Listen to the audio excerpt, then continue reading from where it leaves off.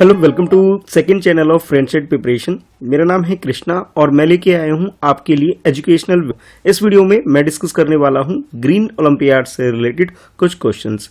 अगर आप green olympiad तैयारी कर रहे हैं तो ये वीडियो आपके लिए बहुत ज़्यादा यूजफुल होने वाली है। इसके अंदर मैं प्रीवियस ईयर का क्वेश्चन पेपर आपके साथ डिस्कस कर रहा हूँ। इस वीडियो में बेसिकली जो क्वेश्चन की थीम होगी वो होगी ग्रीन स्किल्स, यानी कि ग्रीन स्किल बेसिस पे क्वेश्चन किस टाइप के आपके लिए फ्रेम किए जा सकते हैं, उन क्वेश्चन को हम इस वीडियो में डिस्कस करेंगे और आप लोग ये यूज कर सकते हो अपने प्रैक्टिस के लिए। जैसे ये है आपके लिए फर्स्ट क्वेश्चन, जैसे कि आप अपने स्क्रीन पर देख पा रहे हो। There is ability, values and attitude needed to live and develop and support a sustainable and resource efficient society are known as। अब देखो यहाँ पे इस क्वेश्चन के अंदर आपको एक डेफिनेशन दी गई है और ये डेफिनेशन किस चीज़ की है इसके बारे में आपके पास ये ब्लैंक है। तो इस ब्लैंक के अंदर हमारे पास जो चार ऑप्शंस गिवन है A, B, C, D, इसके अंदर से चूज करना है और इसे फिल करना है कि बताना कि इन जो चार टॉपिक आपको दे रखे हैं इन चार टॉपिक में से किस टॉपिक की ये डेफिनेशन दे रखी है। तो जैसे आप इस डेफिनेशन पढ़ते हैं इसमें मेंशन किया गया है कि नॉलेज, एबिलिटी और उसके बाद नेक्स्ट वैल्यू, एटीट्यूड। तो ये जो चीजें हैं आपको जो डिस्कस की जा रही है इसके बारे में आपको बताना है। जैसे ऑप्शन ए में आपको बताया जा रहा है कि लाइफ स्किल की डेफिनेशन आपको दे रखी है। ऑप्शन बी में आपको बोला जा रहा है कि ये डेफिनेशन इन्वायरमेंट कॉन्सिस्टेंस की दे रखी है आपको, और ऑप्शन सी में आपको बोला जा रहा है सस्टेनेबल डेवलपमेंट डेफिनेशन है, और ऑप्शन डी में आपको बोला जा रहा है कि ये ग्रीन स्किल की डेफिनेशन है। तो ये जो चार ऑप्शंस हैं इन ऑप्शन में से आपको चूज करना है इसका बेस्ट आंसर क्या हो सकता है। अगर हम बेस्ट आंसर की बात करें यहाँ पे तो जो ग्रीन स्किल है ये ग्रीन स्किल की आपको एक डेफिनेशन दे रखी है कि ग्रीन स्किल के अंदर क्या क्या चीजें इंक्लूड की जाती है आपको बताया जा रहा है कि नॉलेज, एबिलिटी, वैल्यू, एटीट्यूड, ये सारी चीजों के बारे में यहाँ पे बताया जा ताकि हम सस्टेनेबल और रिसोर्सफुल हो सके, अपनी सोसाइटी में लिव कर सके। तो उसके बारे में हम लोग जो स्टडी करते हैं वो ग्रीन स्किल के अंदर करते हैं। ठीक है, तो आप इसका ऑप्शन जो है करेक्ट आंसर आप यहाँ पे डी लगा सकते हैं। इसके नेक्स्ट है क्वेश्चन आपके लिए जो आप स्क्रीन पर देख सकते हैं कि विच policy in India links skill development, improve employability and productivity. अब देखो हमारी कंट्री के अंदर बहुत सारी अलग अलग तरह के से रिलेटेड प्रोग्राम्स हमारी कंट्री में लॉन्च हुए हैं। अब यहाँ पे क्वेश्चन ये पूछा जा रहा है कि कौन सी ऐसी पॉलिसी, ये जो चार ऑप्शन आपको दे रखी है ये चार पॉलिसी हैं जो गवर्नमेंट ने लॉन्च की गई है। अब इन चारों में से ऐसी कौन सी स्किल डेवलपमेंट से रिलेटेड है ये आपको आइडेंटिफाई करना है। ऑप्शन ए में आपको बोला जा रहा है कि national mission on sustainable habitat, ये जो है स्किल डेवलपमेंट से रिलेटेड है। ऑप्शन बी में आपको बोला है कि national policy on skill development and entrepreneurship, ये स्किल डेवलपमेंट से रिलेटेड एक पॉलिसी है। और ऑप्शन सी में आपको बोला जा रहा है कि national mission for a green India, ये जो मिशन है ये रिलेटेड है हमारे स्किल डेवलपमेंट से। और ऑप्शन डी में बोला जा रहा है कि स्वच्छ भारत अभियान, ये हमारे जो स्किल डेवलपमेंट प्रोग्राम से रिलेटेड है। तो इन चारों में से करेक्ट आंसर क्या होगा। देखो ये जो क्वेश्चन है इस क्वेश्चन के अंदर ही वो आंसर मिल जाएगा।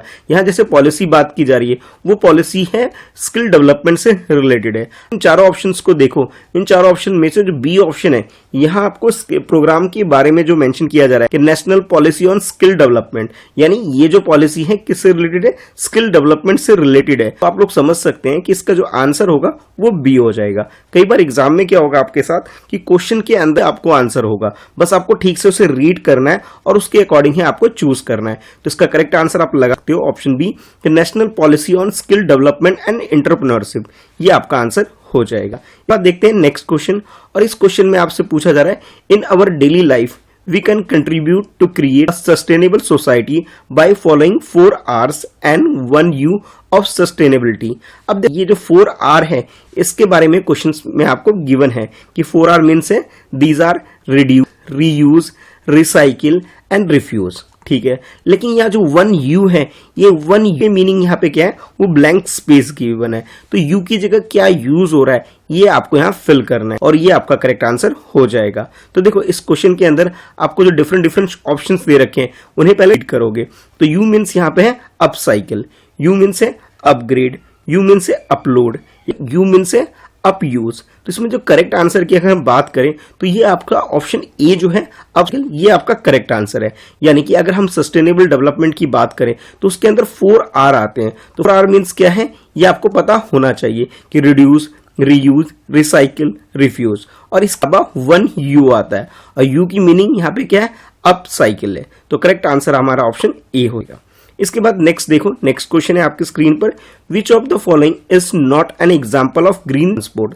अब देखो इस क्वेश्चन के अंदर हमें ग्रीन ट्रांसपोर्टेशन से रिलेटेड क्या चीज है आपको ये आइडेंटिफाई और उसका एग्जाम्पल कौन सा नहीं है। देखो जब भी आप क्वेश्चन रीड करेंगे तो क्वेश्चन के अंदर आप कई बार क्या होता है कि हम लोग ये सोचते हैं कि क्वेश्चन में पूछा जा रहा है कि हमें एग्जाम्पल बताना है ग्रीन ट्रांसपोर्ट का, बट यहाँ पे अगर ऑप्शन में देखोगे के अंदर ही तो नॉट है। नॉट का मतलब है जो ग्रीन ट्रांसपोर्ट के अंदर इंक्लूड नहीं किया जाता है।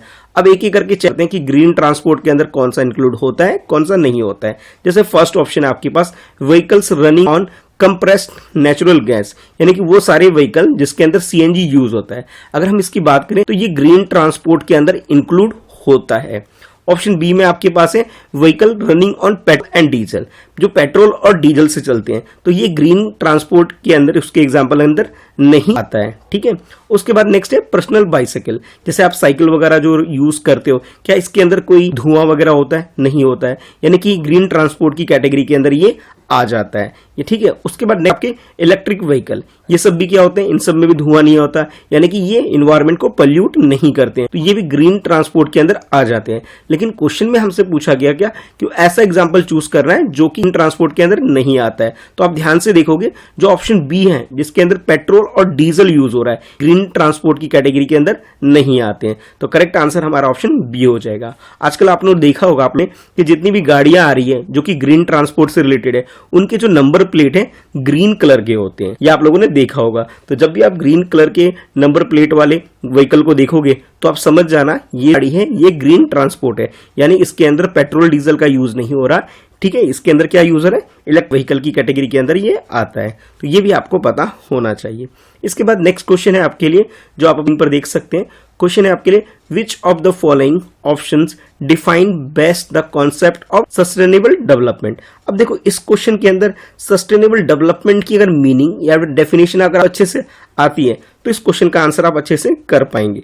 और यहाँ पे इसके बारे में 4 ऑप्शन भी दे रखा है। सस्टेनेबल डेवलपमेंट की करेक्ट मीनिंग क्या है ये आपको समझना होगा। जैसे ऑप्शन ए में आपको बोला जा रहा है taking care of future generation, यानी सस्टेनेबल डेवलपमेंट का मतलब है कि फ्यूचर जनरेशन के बारे में ध्यान रखना, उनका केयर करना। ऑप्शन बी में आपको बोला जा रहा है taking care of only our self, यानी खुद का ध्यान रखना ही बोला जा रहा है, ये सस्टेनेबल डेवलपमेंट है। और ऑप्शन सी में आपको बोला जा रहा है taking care of our self and future generation, यानी इसके अंदर खुद का भी ध्यान रखना है, यानी कि अवर सेल्फ, और जो फ्यूचर जनरेशन है उसका भी ध्यान रखना है, यानी दोनों बात इसके अंदर इंक्लूड हो जाती है। खुद का भी ध्यान रखना है और फ्यूचर वाली जो जनरेशन आएंगी यानी जो हमसे छोटे, ठीक है, उनका भी ध्यान रखना है। और ऑप्शन डी में आपको बोला जा रहा है कि इकोनॉमिक प्रोस्पेरिटी ऑफ ऑल, कि जो पैसा वगैरह कमाते हैं, इकट्ठा करते हैं हम लोग, इनकम करते हैं, तो ये एक तरह से इकोनॉमिक प्रोस्पेरिटी आती है। किसी इकोनॉमिक प्रोस्पेरिटी आ जाए तो इसे बोला जा रहा है कि ये सस्टेनेबल डेवलपमेंट की करेक्ट तरीके से इसे डिफाइन किया है। तो इन 4 ऑप्शन की अगर बात करें तो जो आपके पास जो ऑप्शन सी है यानी कि taking care of our self, यानी खुद ध्यान रखना है, ठीक है, और खुद के अलावा जो फ्यूचर जनरेशन है इसका भी ध्यान रखना है, इन दोनों को जब हम कंबाइन कर लेते हैं तब ये सस्टेनेबल डेवलपमेंट होता है। तो करेक्ट आंसर आपका ऑप्शन सी हो जाएगा। आई होप आपको ये क्वेश्चंस अच्छे से समझ में आ गए होंगे। अब आप लोग नीचे कमेंट में लिखकर बताओ कि वीडियो आपको कैसी लगी और आपने कितने क्वेश्चंस के आंसर सही कर लिया। ठीक है, तो ऐसी और वीडियो देखने के लिए चैनल जो कि मेरे नाम से ही है मिस्टर कृष्णा, इसे सब्सक्राइब कर लीजिए और हाँ बेल आइकन जरूर प्रेस करिए ताकि आने वाली वीडियो की नोटिफिकेशन आपको हो सके। इसके अलावा जो मेरा मेन चैनल है मिस्टर कृष्णा शाह के अलावा friends@preparation जरूर सब्सक्राइब कर लेना ताकि जब भी मैं वीडियो अपलोड करूं तो आपके पास नोटिफिकेशन आ सके। ठीक है, तो वीडियो को लाइक कर दो ताकि ऐसी और वीडियो मैं आपके लिए लेके आऊं। ठीक है, तो थैंक्स फॉर वॉचिंग, मिलते हैं फिर नेक्स्ट वीडियो में, बाय।